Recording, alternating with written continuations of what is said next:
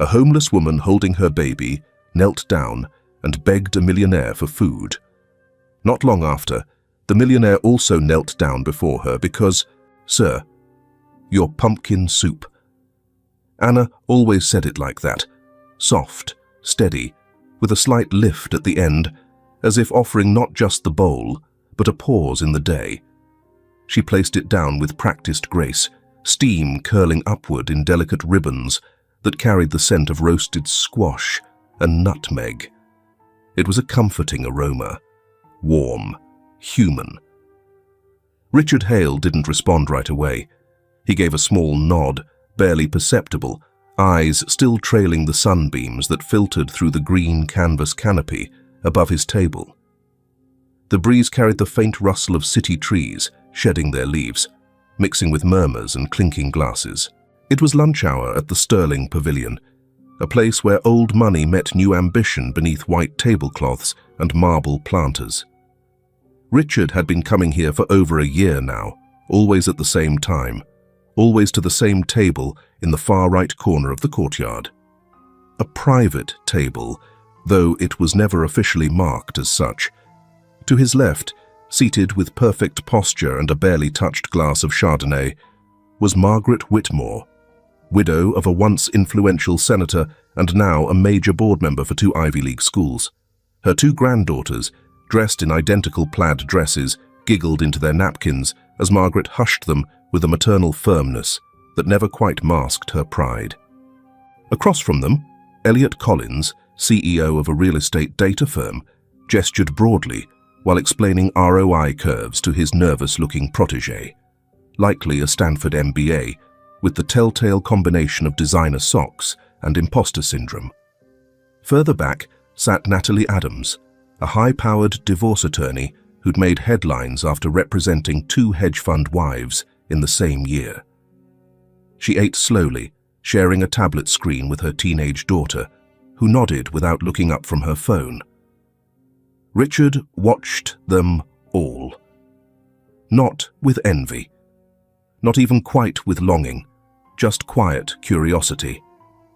It was like sitting outside an aquarium, watching familiar species swim by in their usual patterns. He looked at his bowl. The soup was the same as always, pumpkin, light cream, a dusting of clove. He liked it because it asked nothing of him. No steak to carve, no flavors that lingered. He hadn't yet lifted the spoon when he noticed a shadow by the table. It moved slowly, with hesitation, then stilled. When Richard looked up, the light caught on her face. Not in a flattering way, but in an honest one. Wind-chafed skin, hair darkened by rain, the outline of a shoulder too narrow under a jacket that had long since given up the job of warmth. A baby clung to her chest, half hidden in a cloth sling, asleep, or maybe just silent in that way children become when they've learned quiet means safe. Her voice, when it came, was steady, but hollow. "Please. I'm sorry. Could I have some of your soup? My son. He can't eat anything else." Richard blinked, not at the request, at her posture. She knelt, one knee down, then the other, slowly, like it physically pained her, though not out of weakness, out of something more like restraint. She didn't weep, didn't plead. She looked him in the eye. All around them, the clinking slowed. Forks hovered. A napkin dropped and was not picked up. The world watched without breathing. Richard did not answer. Not at first. His eyes flicked from her face to the baby, then to the soup. His fingers curled slightly around the bowl's base. He thought of Miles, of the tiny socks they'd kept even after he was gone, of the sound Claire's voice made when she read bedtime stories aloud to a boy who would never finish the series. He nudged the bowl forward, across the table, with the back of his hand. She didn't lunge, didn't thank him. Instead, she reached into her worn satchel and pulled out a square of clean cloth. She sat cross-legged on the pavement, still in the rain, still under scrutiny, and balanced the cloth across her lap. With her free hand, She unscrewed a small plastic spoon from a cracked baby food lid, stirred, blew gently, then gently fed her child. The boy stirred, opened his mouth, swallowed, let out a breathy sound, half sigh, half giggle, and blinked up at her. That was when Richard looked away. "Manager's on her way," Walter, the security guard, murmured nearby, eyes uncertain. "Not much I can do, Mr. Hale." And then came Haley, the manager, mid-30s, ambitious, always on edge when something threatened the atmosphere. "This is a private establishment," she snapped. "She can't just sit here like this." "She's not doing anything wrong," Anna whispered, stepping forward. "You want to keep your job?" Haley shot back. "Then stand down." Haley turned to Walter. "Get her out of here, now." Walter hesitated, took a step forward. Richard stood. The movement was slow, but it cut through the air like glass through silk. "Walter," he said evenly, "sit down." Walter stopped. "Haley," Richard continued, "you're about to scold a woman for feeding her child soup. You think that's the kind of policy we're proud to enforce?" "She's trespassing, sir. We have a reputation." Richard pulled out his checkbook, wrote deliberately, and tore the page. "This should cover the soup," he said, handing her the slip, "and the discomfort of your reputation." Haley stiffened, jaw clenched. The woman finished feeding her child, wiped his chin with a corner of the cloth, packed the spoon away, stood. Her voice was soft but full. "Thank you." For the soup, Richard handed her a business card. It was plain. Name, number, no title. "If you ever need anything," he said, "call me." She took it with both hands, looked at him like someone trying to memorize the face of a brief kindness. Then she turned and walked away, past the stunned diners, past the walls of silence and judgment. The baby in her arms turned once, looked over her shoulder, and smiled. Richard sat again. The soup had cooled, but somehow the air felt warmer. The building across from the old Presbyterian church had been boarded up for nearly 6 years. Ivy choked its brick walls, windows smeared in dust and rain streaks. Every few weeks, someone tagged it with a new layer of spray paint, sometimes a name, sometimes a plea. "Let me be enough," read the latest one. No one noticed. Or if they did, they didn't mention it. Richard Hale sat in his parked car across the street. The dashboard clock blinked 7:42 a.m. Outside, mist lingered at knee height and turned the city's edges soft. His coffee had gone cold beside him. He didn't seem to mind. He was watching a sedan, early 2000s, once silver, now something closer to ash. A blanket was clipped up inside the rear windows for privacy, but through the windshield he could see her silhouette, slumped forward. Still, she hadn't called. After that afternoon at the Sterling Pavilion, Richard waited. Not consciously, perhaps, not in the way a man waits by the phone, hoping, but he kept the card near him, checked his phone more often than usual, told himself it was habit. 3 days later, he called Sarah.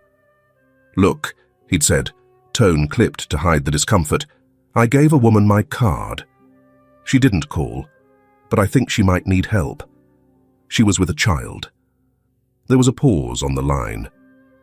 Sarah had worked with him for over a decade. She understood what he said and what he didn't. "I'll look into shelters," she'd replied.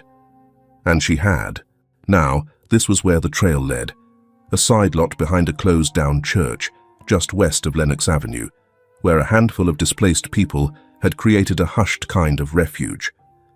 Richard had visited the spot once already, after dark, from a distance. He hadn't approached. He didn't want to frighten her, or maybe he didn't know what he would say. Instead, the next morning, he came with a bag. It wasn't anything extraordinary. A thermos of warm soup, a pack of wipes, a soft baby blanket, still in its wrapper. One tin of formula. No note. No name. He left it at the foot of the driver's door, just far enough that she wouldn't miss it. The next day, he did it again. Same time. Different bag. Some diapers. 2 applesauce pouches. A small packet of disposable hand warmers.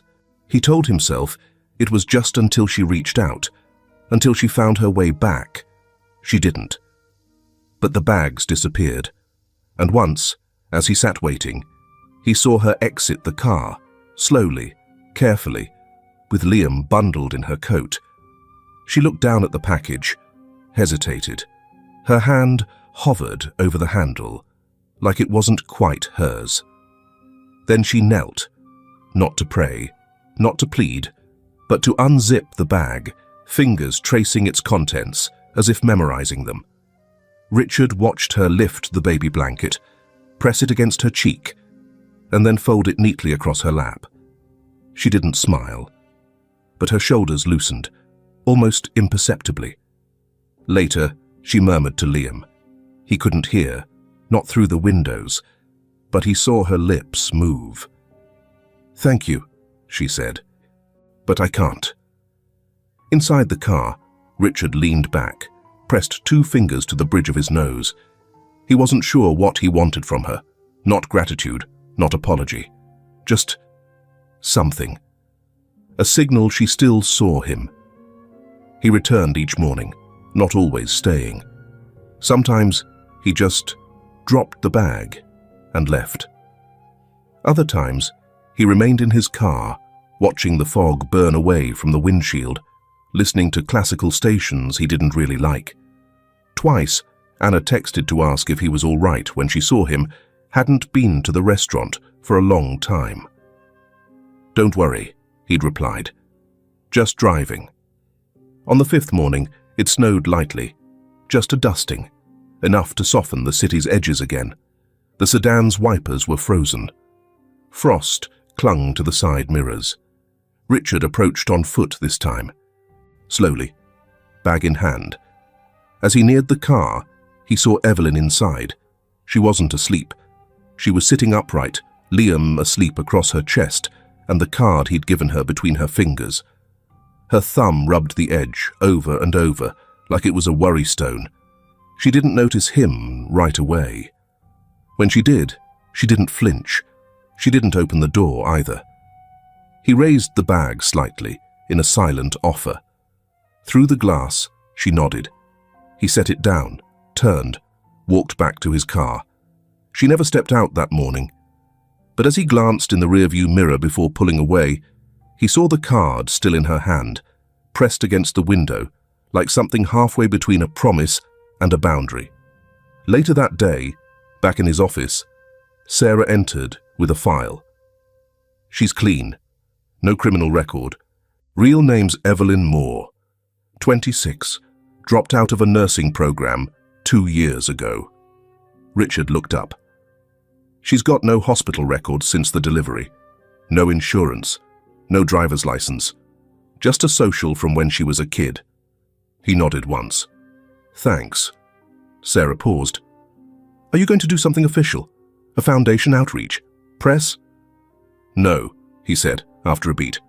Not yet. Sarah studied him for a moment, then left the room. That night, as the city lights blinked on like hesitant stars, Evelyn sat in the front seat of the car, Liam wrapped in the baby blanket, finally warm. She held the card again, pressed the number into her phone, but didn't hit call. Just sat there, thumb on the screen, as if holding it still might be enough. And outside, across the street, a black sedan idled with its lights off, watching, waiting, not to save her, but simply to be near in case she chose to be found. Some nights, the rain didn't fall so much as it hovered, an invisible thread pulled across the city's breath. The kind of rain that didn't soak you right away, but crept into the seams of your coat, found your collarbone, settled in your hair. It wasn't violent. It was persistent. The old church lot was silent, except for the low rustle of wind through trash bags and the soft groan of wet metal expanding under cold. Richard didn't leave that evening. He remained in his car, engine off, windshield slowly fogging up at the corners, wipers at rest, lights dimmed. He was watching. Not obsessively, not even with intent. Just watching. Across the street, the silver sedan hadn't moved. Inside, Evelyn sat still, body curled protectively around the baby. The rear blanket drooped slightly from one window, revealing a glimpse of Liam's tiny socks, blue, mismatched, wrinkled at the toes. Earlier that week, Richard had made a call. The pediatrician who answered didn't ask many questions. She was used to odd requests, especially when they came with donations attached. "Say you're with a mobile outreach clinic," Richard had instructed. "Don't press. Don't offer more than she asks." Dr. Tamara Hill arrived the next morning, mid-40s, ponytail, jeans tucked into boots. She tapped gently on the sedan's window, spoke softly, waited. Evelyn listened.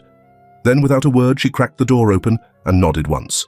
20 minutes later, the car door shut again. Tamara sent a single text to Richard. He's small for his age, but alert. She's doing fine, better than most.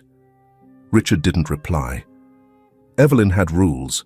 She sterilized the baby's bottle using boiled water from the gas station coffee machine, cleaned Liam's hands with wipes before every feeding, tucked his legs into layers of fleece even when the sun peeked through. At night, she folded his clothes for the next day, 3 pairs, rotated religiously. She kept his pacifier in a Ziploc, cleaned daily. She recorded his feedings in a worn leather notebook, tracking ounces and hours. She spoke to him constantly, not in cooing nonsense, but in full thoughts. "It's not enough, I know," she whispered once, brushing his cheek with the back of her hand. "But we're trying. You and me." Richard saw none of this directly. He saw glimpses, the edge of her head bent forward as she read from a picture book with a missing cover, the flicker of light from a battery-powered lantern. Once, a sock puppet held up against the window, dancing for an invisible audience. Liam laughed, a clear sound that carried across the pavement and into Richard's chest like a pinprick. He brought new things, always in silence. A better lantern, a new box of diapers, little jars of mashed carrots, a soft rattle that squeaked when squeezed. He never left a note. Evelyn never left a thank you. But the bag was always gone the next morning, and sometimes her blanket over the window would be folded a little neater, as if acknowledging his presence without giving in to it. One night, the rain came hard, heavy. Wind lashed against the building like it was trying to remind it of something. Trash cans tipped. The awning over Richard's car flapped until it tore. But still, he stayed. He kept his headlights off. But one lamp, a small reading light near the glove box, cast just enough glow to illuminate the sedan across from him. Inside, he saw movement. Evelyn stirred, sat up, looked toward his car. She didn't try to identify it, didn't squint or shield her eyes.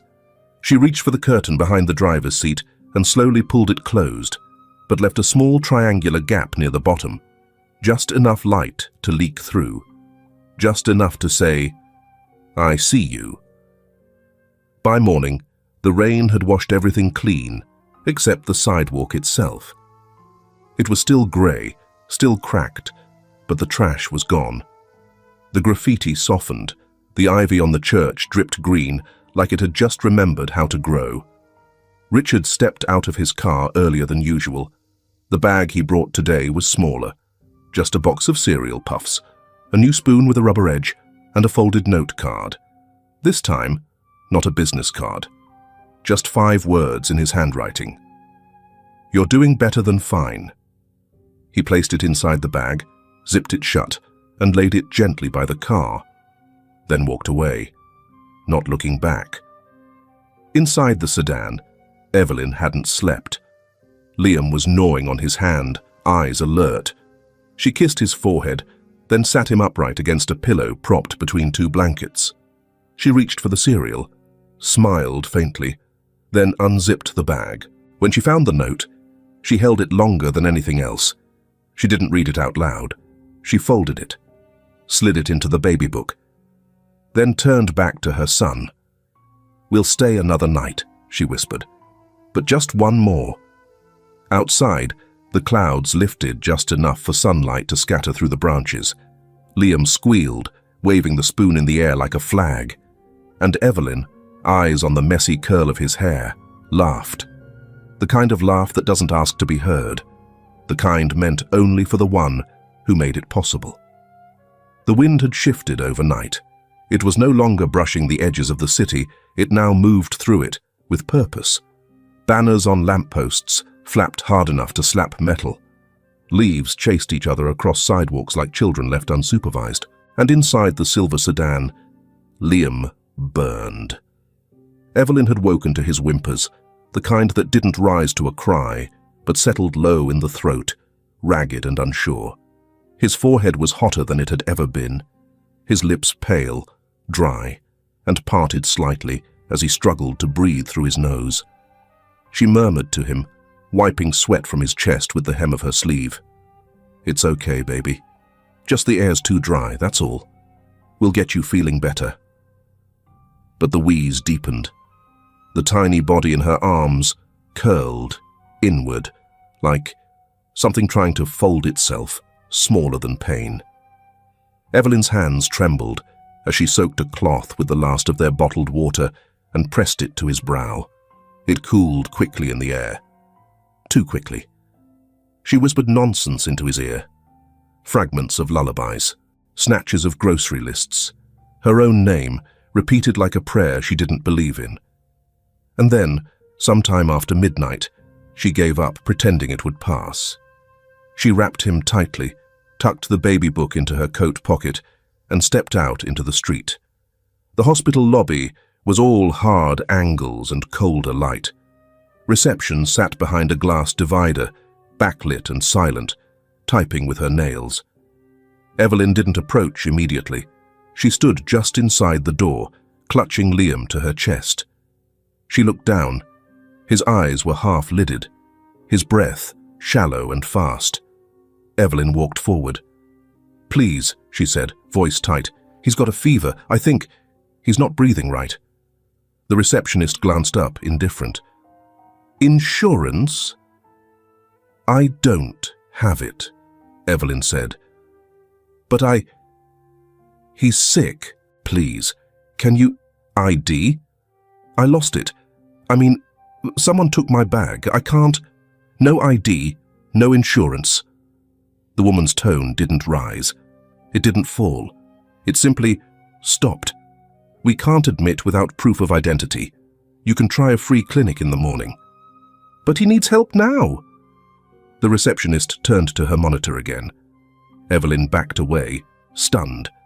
The weight of Liam in her arms suddenly felt like too much. She stumbled toward a plastic bench in the hallway, sat down, and kissed his damp forehead again and again. Across the hallway, a nurse named Beverly passed by, kind-eyed, ponytail too tight. Evelyn caught her arm. "Please, can I borrow your phone? Just for a minute. I need to—" "Sorry," Beverly muttered. "I can't." She glanced at Evelyn and walked off. Evelyn stared after her, lips parted in disbelief. Then came the shuffle of a different kind of step. Measured, older, wrapped in cashmere and quiet perfume. A woman in her 70s, coat perfectly pressed, a book in her hands. She stopped beside the bench. "You can use mine," the woman said. Evelyn looked up. The woman smiled faintly. "Helen, my husband's getting his dialysis. Been here since noon. You look like you need this more than I do." Evelyn reached for the phone, grateful, but frozen. "Thank you, Helen," she whispered. Thank you." Helen nodded toward the baby. "You're doing everything right. Don't forget that." Evelyn took out the card. It was slightly crumpled from being held too often and used too little. She typed the number. "Help us." That was all. Richard read the text at 2:17 a.m. He didn't reply.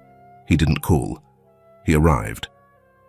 6 minutes later, glass doors hissed open as a man in a dark coat swept into the lobby.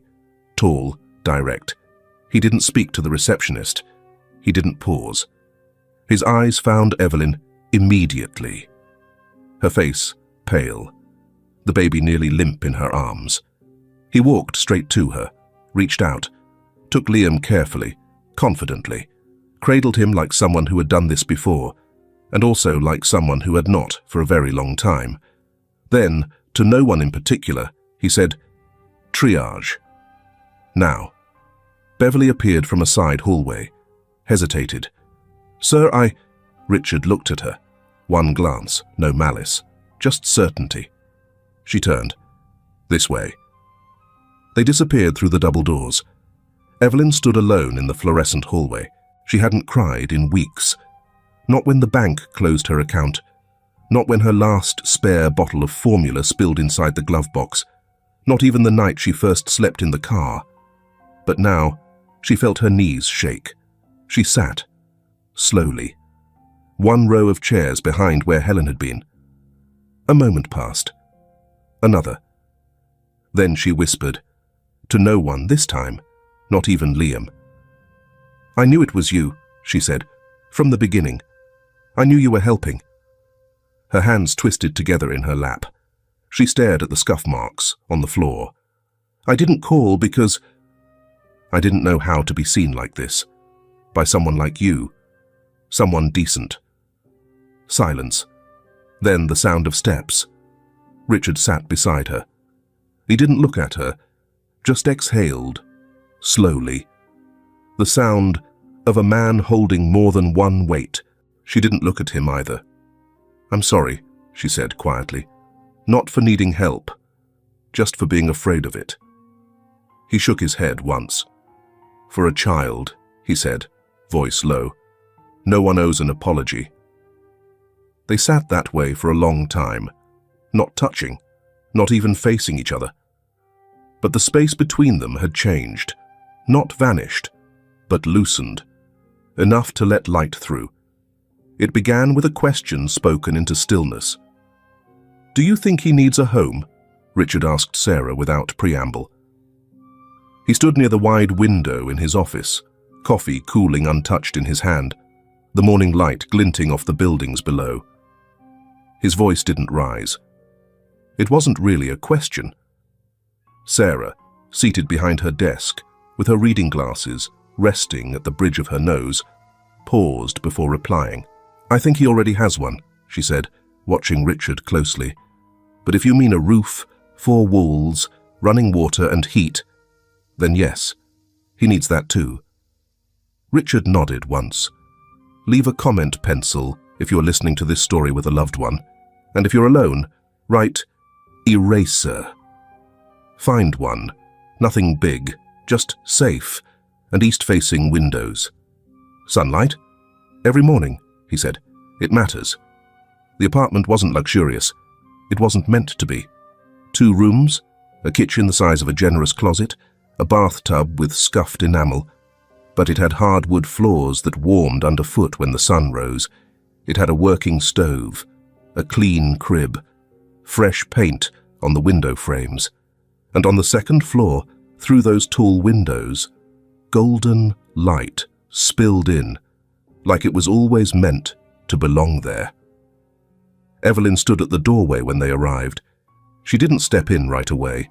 She held Liam tighter against her hip, his face still a little flushed, the doctor's band still loose around his wrist. "I don't know," she said softly. "The car's been fine. It keeps out the wind. I have a system." Richard didn't push. He held out the keys in an open palm. "The pediatrician said he needs a better place to recover," he said. Her lips tightened, but not in anger, more like acceptance. She took the keys without a word. The first night in the apartment was quiet. Evelyn didn't sleep for hours. She sat beside the crib, listening to Liam's breathing even after it had evened out. She turned the baby monitor on and off 3 times, testing its signal. She checked the locks, twice. And when the first crack of morning appeared behind the curtains, she pulled them open just enough to let the warmth reach the edge of the bed. She whispered, "You're safe," not sure if she meant him or herself. Richard came by early. He brought a brown bag from a corner bakery in Soho, apple, muffins, crusty bread, and a cup of diced fruit sealed with a plastic lid. He didn't knock like he owned the place. He knocked like someone asking permission. "I was nearby," he said. Evelyn raised an eyebrow. "This place is 40 minutes from your office. I drive fast." She didn't smile, but her voice didn't bite either. "You don't have to," he shrugged. "I pass this way." And just like that, it became a routine. Each morning, the knock came. Sometimes earlier than she expected, sometimes later, but it always came. One day, he brought baby lotion. Another, a rubber duck.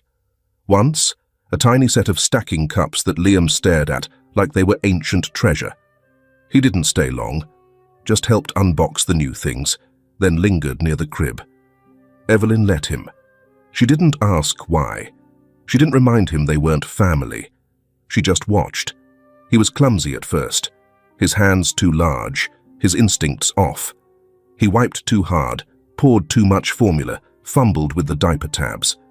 But Liam giggled. Every time Richard walked in, the boy's face lit up, arms flailing in soft applause. Evelyn couldn't look away from that. One morning, she found herself folding his things. Not Liam's, Richard's, his spare baby wipes, the bib he'd left behind, the tiny spoon he used to test the applesauce for temperature before offering it to Liam. She placed them in a side drawer. Neat, careful, permanent. Later that week, as the sun spilled across the kitchen table, Evelyn took out a small photo in a cracked frame. It was the only one she had of her mother, before illness, before the silence between them. She placed it by the window, just beneath the potted basil Sarah had brought by.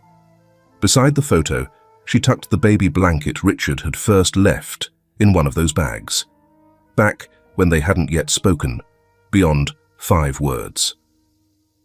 The apartment didn't feel like shelter anymore. It felt like pause, like space, like home. That morning, Richard arrived with a container of cut mango and a folded crossword. Evelyn was feeding Liam mashed peas, who responded with enthusiastic grunts between bites. "You might have overdone the mango," she said as he stepped in. "He'll never accept anything green again." "I like a man with taste," Richard replied. He leaned over to tickle Liam's belly and was rewarded with a high-pitched shriek of delight. Then, just as he turned to toss a wipe in the trash, it came. "Dad, Mom," software garbled, but unmistakable. Both adults froze. Richard looked at Evelyn. Her hand hovered mid-air, a half-spoonful of peas trembling at the edge. Liam bounced in his seat, delighted by the sound of his own voice. "Dad, Dad," he repeated, pointing a small, sticky finger at Richard. Evelyn set the spoon down. Her eyes glistened, not from sadness, but from the unbearable tenderness of the moment. She didn't correct the boy, didn't say it was too soon, didn't look away. She smiled, soft and full. And for the first time in many, many years, Richard Hale felt something unfurl in his chest. Not duty, not pity, not even guilt. Just warmth, real, quiet, and patient enough to stay. The night pressed in gently, not with cold, but with stillness, the kind of quiet that softened even the sirens in the distance. On the small balcony, Evelyn poured 2 mugs of chamomile tea. The steam coiled upward like smoke from a memory. Inside, Liam had fallen asleep, his cheeks flushed from the remains of a low-grade fever. She stepped out, handed one mug to Richard, and didn't say anything for a while. Neither did he. They sat, shoulders angled just far enough apart to feel polite, close enough to feel familiar. The street below flickered with life. A bus sighed as it turned the corner. A man walked his dog in silence. The corner deli's neon sign buzzed once before settling. Above them, stars strained to be seen through the city haze. Then Evelyn spoke. "I used to think I had a plan," she began. Her voice wasn't dramatic, just honest. "I was in nursing school, 3rd year. I had steady grades, some scholarships. I thought I'd go into pediatrics. I liked the rhythm of caring." Richard didn't interrupt. His tea sat untouched. "There was a guy. He wasn't serious, not the way I thought he might be. When I told him I was pregnant, he froze. Looked like I'd set something heavy in his lap he didn't know how to carry." She gave a dry laugh that didn't reach her eyes. "He left that night, took his jacket, didn't say goodbye, never answered again." She glanced toward the baby monitor through the balcony door, checking the soft glow of the screen. "When I told my parents, they were not surprised, just disappointed in all the ways they knew how to weaponize. My mum said I was throwing away every chance she'd worked to give me. My dad wouldn't even look at me. They said if I kept the baby, I couldn't stay." Richard shifted slightly, but still didn't speak. "I didn't think I was brave," Evelyn said. "I wasn't defiant. I wasn't strong. I was just already in love. I couldn't undo that." She set her mug down, her hands folding in her lap. "I tried staying with a friend for a while, then another. People get tired of need. Eventually, I ended up renting rooms by the night, had Liam in a motel on Perry Street, the kind where you have to wedge a chair under the door at night." Her voice thinned, not with shame, but with something older, worn. "They thought I was high when I came in to deliver, didn't believe I had no one, asked me if the father would be showing up. I said no. The nurse said, 'Figures.'" She pulled her knees up slightly, cradling them with one arm. "I didn't have a baby shower. I didn't have a hospital bag. I had one swaddle and a pair of socks someone left in the donation bin. But he came out healthy, pink and loud and looking at me like I was the only person in the world." She paused, then added, "And I guess, in that moment I was." Richard finally lifted his tea. He didn't drink it, just held it between his palms like something breakable. "You've done all this," he said, after a long stretch of silence. "Alone." Evelyn shrugged. "Alone is easier than asking. No one holds it against you if you don't need anything." He didn't argue. Instead, he turned slightly, facing her more fully. "What you've done? What you're still doing? It's more than most could." Her eyes softened, but she didn't look away. "It's not about strength. It's just, I look at him, and I can't do anything else." They sat like that until the tea cooled, the air turned crisp, and the world inside felt a little less crowded. The next morning, Richard didn't wait until passing by. He arrived early, knocking once and entering with a familiarity he hadn't allowed himself before. He carried a bag with 2 croissants and a tiny jar of baby food with Liam's name written in marker on the lid. No excuses, no pretenses. From that morning on, he stopped pretending he was just a passerby. He came because he meant to. But just as something steadier was beginning to form between them, trouble arrived from the outside, loud, sharp, and full of headlines. Simon Parker, a tabloid journalist known for his relentless chase of scandal and scandal-adjacent speculation, had been trailing Richard for weeks. He'd caught wind of the billionaire's daily visits to a modest apartment in the East Village, and naturally imagined the worst. With a telephoto lens and poor ethics, he captured 3 images. One of Richard entering the apartment with a paper bag, one of Evelyn opening the door barefoot, holding Liam, and one of Richard crouched on the living room floor, helping the baby stack blocks. It didn't take long for the article to go live. A billionaire who willingly falls in love with a young woman, or a widow disguised as a young woman who eats millionaires. Richard Hale, from a model CEO to a single mother's boyfriend no one knows about, dating secretly. Is this true love, or a play staged by this mysterious woman? The photographs circulated within hours, across social media, on gossip forums, and inevitably into the inboxes of every board member Richard had ever stood beside. Sarah called immediately. "You need to get ahead of this," she said. "Henry's already trying to set up an emergency vote. There's talk of an ethics review." "I gave a child a safe home," Richard replied, voice low but unwavering. "If that's the scandal, they can print it in bold." But Sarah's voice lowered. "This isn't about facts, it's about spin. You're not just a man in their eyes, you're an image, and they think she's tearing it down." By midday, Henry Blake stormed into Richard's office without knocking. His suit was impeccable, his smile was not. "This crosses a line," Blake said, slapping the printed article on the desk. "What line is that?" Richard asked, calm. "The one between your public life and private indulgences. She's 26. She has no background, no references, no—" "She's raising a child alone," Richard interrupted. "That's all the reference I need. She's dangerous." "To whom?" Richard's tone dropped colder. "To your reputation. Or to the story you prefer, that billionaires don't get close to real people." Blake leaned in, teeth clenched. "Choose your battles, Richard, because you're choosing them in full view now." Richard leaned back and didn't blink. That night, Evelyn sat on the edge of the crib, watching Liam sleep. The news hadn't reached her yet. The world still spun at the pace of lullabies and boiled water for bottles. But outside her window, a war was building, and Richard Hale, quiet, steadfast, impossibly stubborn, was already bracing for it, not to win, but to protect.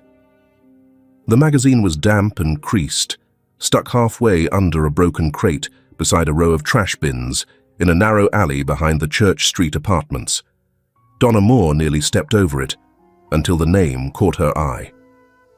"Richard Hale," she said aloud, squinting at the byline. She flipped the cover, fingers trembling slightly, and stared at the grainy black and white image of Evelyn holding Liam at the threshold of some modest apartment. Next to her, unmistakable in profile, stood Richard. She clutched the magazine and turned, walking quickly down the sidewalk. Inside their small kitchen, the light above the stove buzzed. Caleb sat at the table, scraping butter over dry toast. Donna dropped the magazine in front of him. He frowned. "What's this?" "Turn to page 4. He did, slowly, read in silence. Then, "That girl." Donna crossed her arms. "Our girl." They didn't say Evelyn's name often, not since the night she left. "She's with him," Donna added, "not just helping. He's visiting her, bringing things." Caleb's eyes didn't leave the page. "Hale. That's the tech guy. Richer than God." Donna's mouth tightened. "Maybe it's time we pay her a visit." His laugh was small and sharp. "You want to catch up? Bring cookies?" "I want what we deserve." Caleb leaned back. "She ran off and shamed us." "She's in headlines now," Donna snapped. "She made us look like fools. But we're still her parents, Caleb. People forget that, and that means we know things. Things others would love to hear." He stared at her for a long moment, then nodded. "I'll find out where she lives." The hallway was silent, but Evelyn could hear her pulse, sharp and quick, like the sound of a drawer being slammed shut over and over again. She stood in the shadow of the apartment's doorframe, holding Liam closer than usual, her fingers digging lightly into the folds of his blanket. She hadn't heard the knock, only the footsteps. Caleb Moore was taller than she remembered. Maybe it was the coat, long, navy, military in cut, Or maybe it was the years. He stood like someone used to getting what he asked for, even if it came through threat instead of trust. Beside him, Donna looked thinner, harder. Her lipstick bled slightly at the edges, and her eyes scanned the apartment with distaste rather than curiosity. They didn't say hello. They didn't ask how she was. "We saw the article," Caleb said. His voice was low, meant to sound calm, but Evelyn had grown up reading the tone beneath it. This wasn't conversation. It was warning. Donna crossed her arms. "That billionaire you're with, real convenient, huh?" Evelyn shifted Liam against her shoulder, her mouth suddenly dry. "We're not—" "Save it," Caleb snapped. "You always had a way of making things look worse than they were. Always the victim. Always the girl who got wronged." Donna spoke then, not to Evelyn, but toward the room. "Is this where he comes to play house? It's nice, modest. Guess even millionaires need to slum it sometimes." Evelyn didn't move. "What do you want?" she asked. Her father smiled. It was the same smile he used when closing the garage door after punishing silence. The same one he wore when telling neighbors she had gone off to college early, even when he'd thrown her out just 2 weeks before. "We want to keep quiet," he said, "but that doesn't come free. You've got yourself something valuable now. Press loves a scandal. We don't want to talk. But if we're forced to, well, that's not on us." Donna added, "Would be a shame if everyone found out how you ended up here. With a baby and no degree. Would really ruin his image, wouldn't it?" Evelyn tightened her grip on Liam. He stirred, then settled again. "You're blackmailing me," she said quietly. Caleb shrugged. "Call it a fee for our silence, for the years you wasted." Evelyn swallowed hard. The walls felt too thin, the ceiling too low. Her vision narrowed slightly around the edges. "I don't have anything," she whispered. Caleb raised an eyebrow. "But he does." She looked away. Her heart hurt in places that had only just begun to heal. When she turned back to them, her voice had steadied. "Give me a day." Donna scoffed. "We'll give you 12 hours. They left as quickly as they came. The door closed behind them with a click that felt like it echoed through her spine. That evening, Evelyn didn't cook. She didn't read to Liam. She didn't do anything except sit on the couch, holding the card Richard had given her. Not the first one, a newer one, with a different number. Private.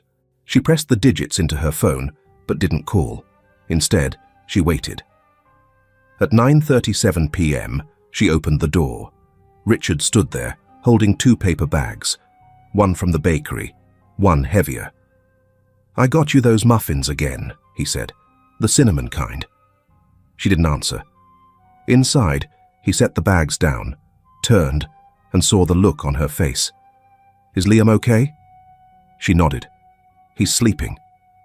Then, before she could lose the courage, she lied. "He's not well," she said. "The fever's back. The doctor wants tests." Richard's brow furrowed. "Of course. Whatever he needs." Her gaze dropped to the floor. "I don't have the money. I thought I could manage, but—" He reached into his coat pocket, pulled out a sleek wallet. From it, a black card, heavy, matte, with a platinum edge. "No limits," he said, offering it to her. "Use what you need." Evelyn took it with shaking hands. "Thank you." But she didn't meet his eyes. She left that night, saying she needed air. The train platform smelled of warm metal and wet concrete. She sat on a cold bench near the edge. Liam nestled in her lap, breathing slow. The card felt heavier than it should have, like it was made of more than plastic and ink. She stared at the edge of the platform for what felt like hours. Then, slowly, deliberately, she stood. Late evening rain had softened into a mist that cloaked the city in quiet. Evelyn walked toward the train station, coat damp and collar pulled snug, Liam asleep against her chest. Her steps echoed on wet pavement. Each footfall felt heavier than the last, like she carried not just fatigue, but guilt. When she reached the platform, it was nearly deserted. A flickering lamp cast a single golden circle on the bench. She sat, placing Liam gently at her side, head resting against her shoulder. The card, Richard's platinum bank card, felt obscene in her pocket. With every breath, she replayed his kindness and her lie. Her conscience pressed against her, a dull ache forming in her chest. He trusted me. I lied. She gazed at the tracks, imagining them stretching out to some place she could vanish. Her fingers tightened around Liam's blanket. Then she noticed him, an old man sitting a few feet away. His coat was patched and his scarf frayed.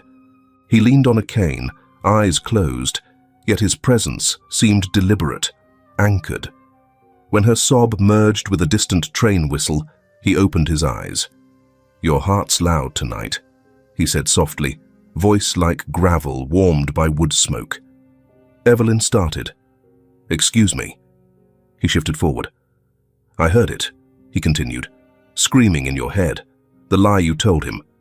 You're torn." She blinked, surprised he knew. "How could you—" He offered a knowing smile. "Some truths can't be buried.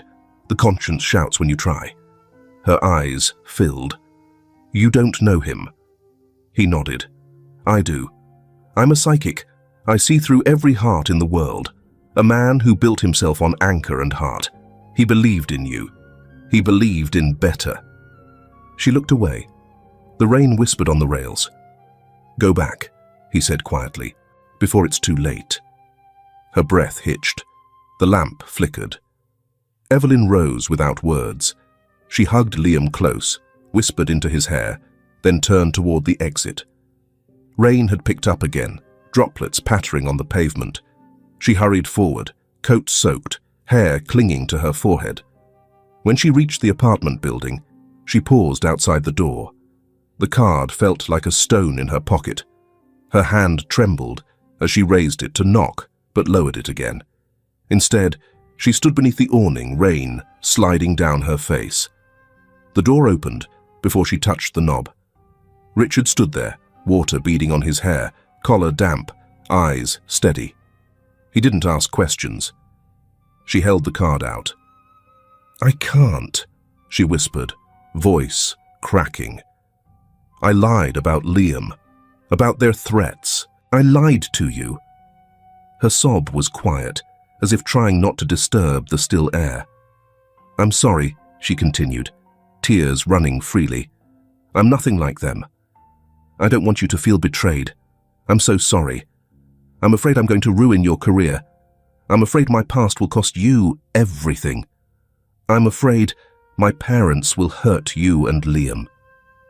She stood frozen, rain dripping off her coat pockets. Richard simply reached out, took the card. Then he stepped aside. "Come in," he said softly.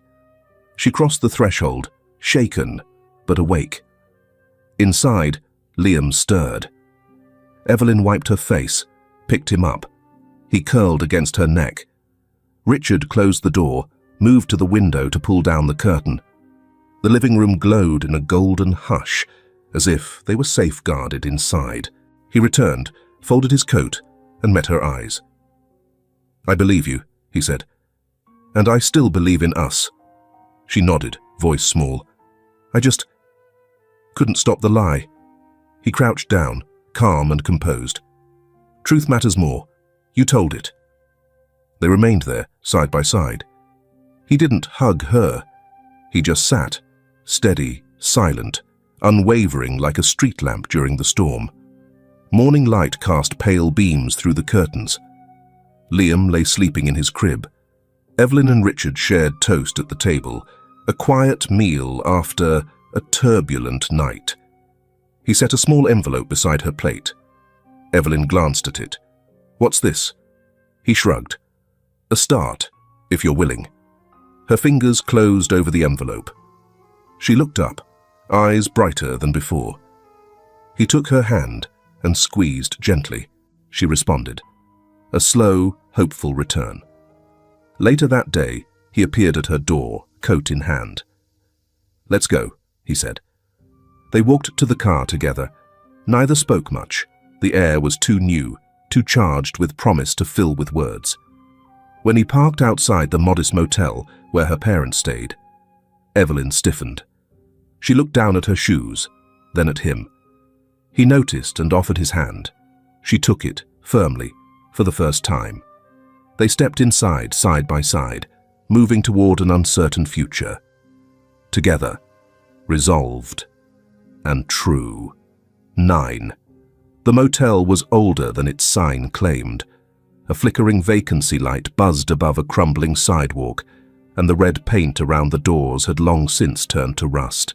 Room 12 sat toward the back, just past a half-dead hedge and a row of warped vending machines. The neon above the office blinked weakly, as if the whole building were trying to disappear from memory. Richard parked without a word. His hands remained on the wheel, even after the engine stopped. In the passenger seat, Evelyn held Liam close against her chest. The boy had fallen asleep somewhere along the drive, fingers curled in his mother's collar, like ivy refusing to let go. She didn't move. Not yet. When she did finally open the door, her hands were steady, but her breath faltered. The winter air bit at her cheeks. Richard joined her, without prompting, walking beside her with silent steps, the way someone does when they know a war is about to begin and choose to stand on the same side of the line, even if unarmed. They reached the door of room 12, just as a shadow passed across the curtain inside. Evelyn didn't knock. She just waited. A click sounded, the chain sliding back, and the door opened to reveal Caleb Moore. Older, heavier, still carrying the weight of anger like it was armor. His eyes flicked from Evelyn to Richard and back again. "Well," he said, "if it isn't our little runaway." Evelyn didn't respond. Her gaze fell to the floor. Inside, the room smelled of burnt coffee and motel soap. Donna stood by the dresser, arms crossed, wearing a faded green blouse too tight at the collar. Her eyes sharpened as they landed on Richard. "This is him," she said, "the knight in polished chrome." Richard didn't acknowledge the jab. He reached into his coat, pulled out a sealed envelope, and placed it gently on the small round table beside a plastic ashtray. "That's what you came for," he said evenly. "No negotiations, no drama. You take it, you leave, and you don't come back." Caleb arched a brow, mocking. "Is this hush money?" "No," Richard replied. "It's silence insurance." Donna stepped forward. "You think we're scared of you?" "No," he said, "but you're scared of the people I work with.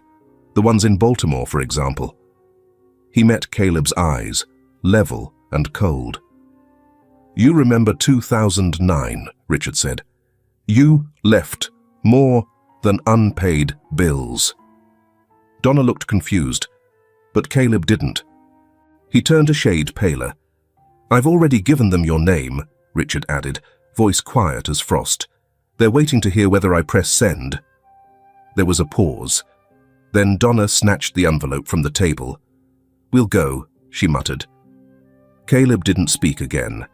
He opened the door wider, a silent surrender, and the two walked out into the mist. No threats, no final words, just the sound of retreat. Evelyn stood frozen near the bed, Liam still sleeping in her arms. When the door shut, the silence inside felt impossibly wide.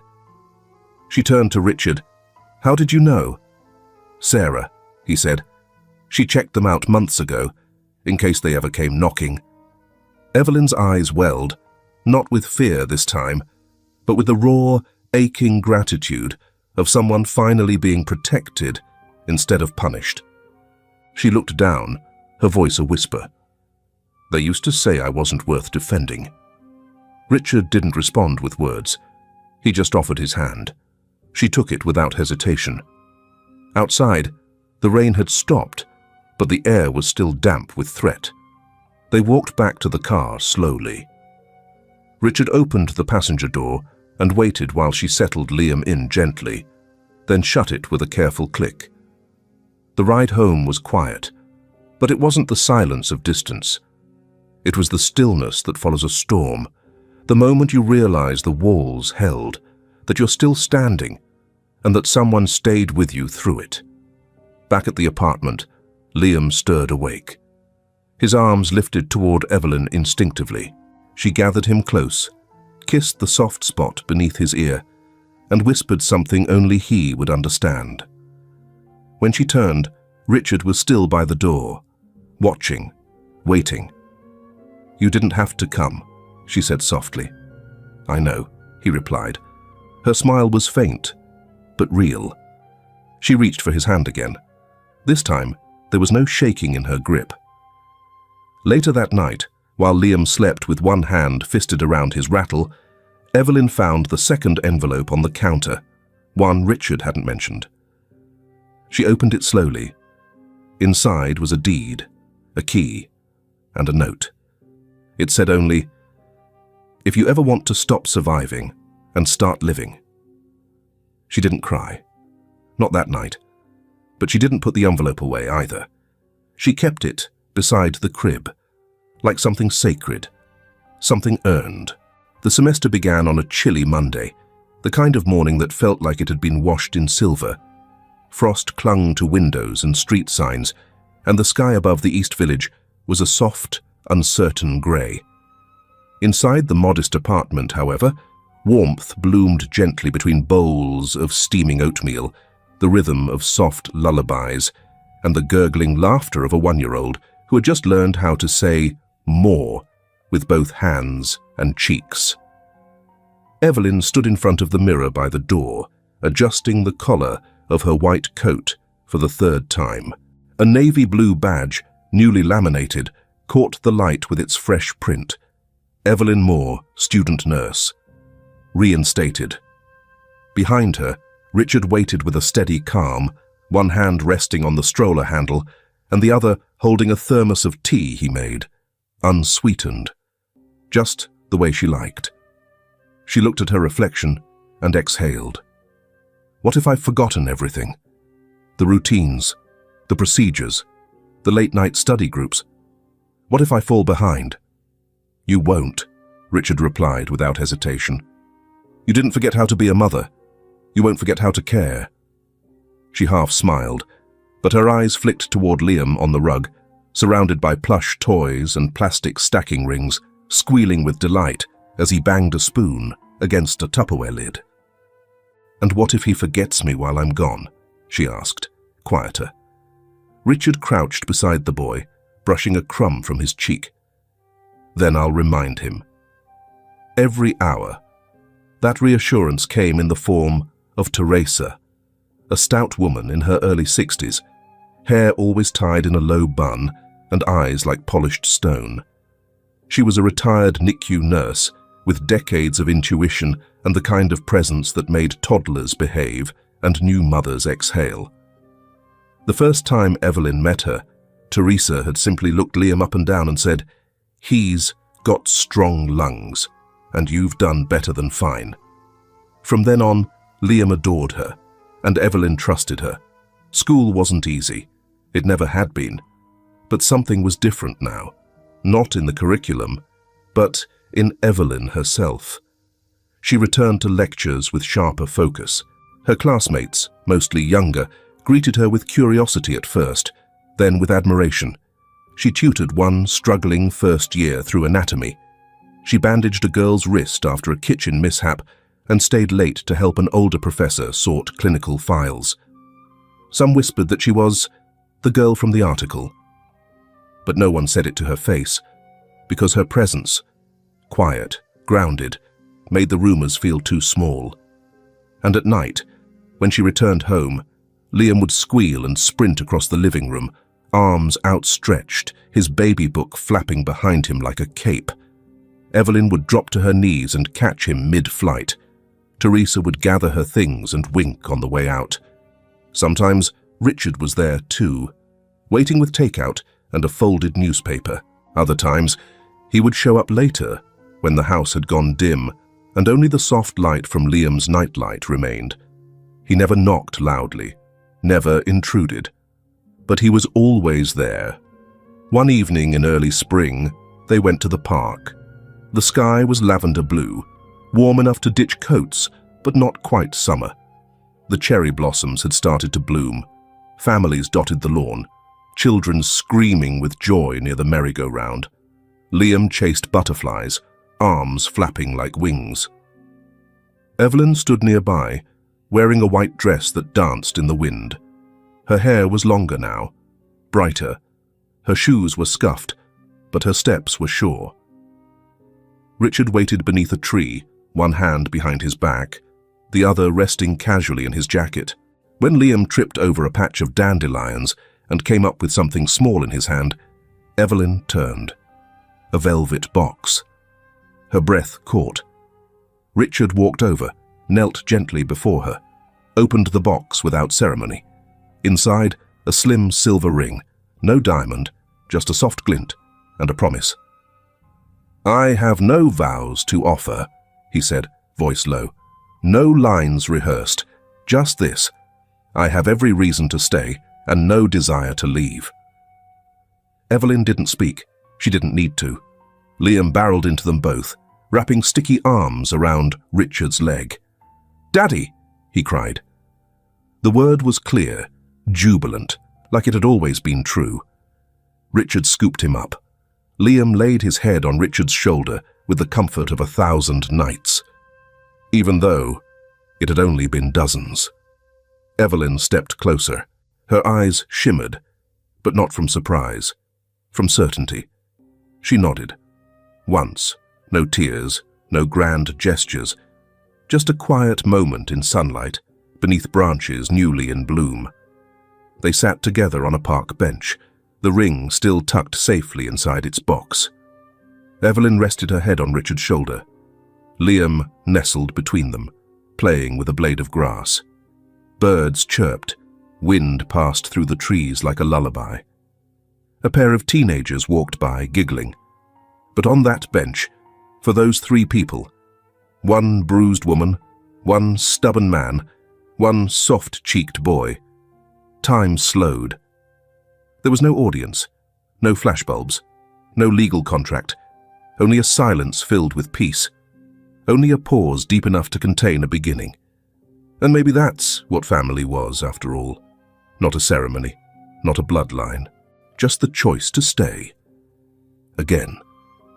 In a fast-paced world where reputations are tarnished by invisible rumors and kindness is easily misconstrued as motive, the stories of Richard, Evelyn, and Liam are a gentle reminder. Family doesn't have to begin with blood or title.